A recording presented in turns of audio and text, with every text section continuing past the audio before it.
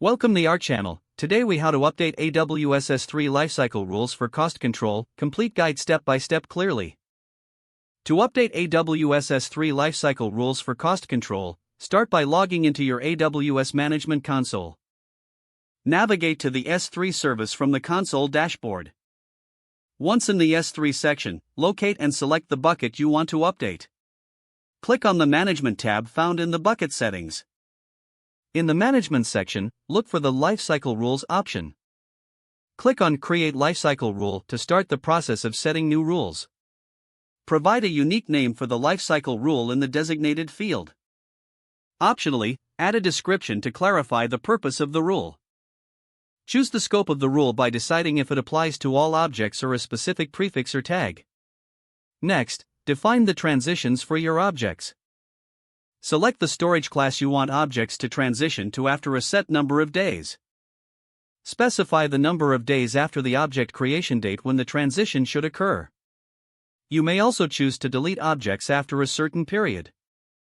If needed, check the box to enable expiration for the selected objects.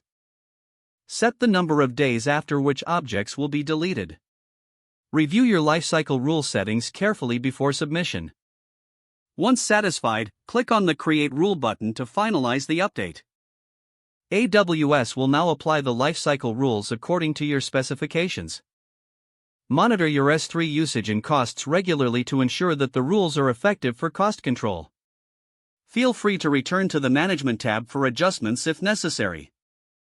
Regularly updating lifecycle rules can lead to significant savings on storage costs. Stay informed about any changes to AWS policies that may affect your lifecycle rules. That concludes the steps to effectively update AWS S3 lifecycle rules for cost control. If the page does not load, refresh the browser or try again in a private or incognito window. Make sure you are using the correct email address, then retype it carefully to avoid small typos. If your password is not accepted, use the reset option and create a new strong password you can remember. Check your spam folder for verification or security emails, then complete any requested confirmation steps. Enable two-factor authentication if available to improve account security and reduce unauthorized access risk. Don't forget to like this video and subscribe to our channel for more step-by-step tech guides.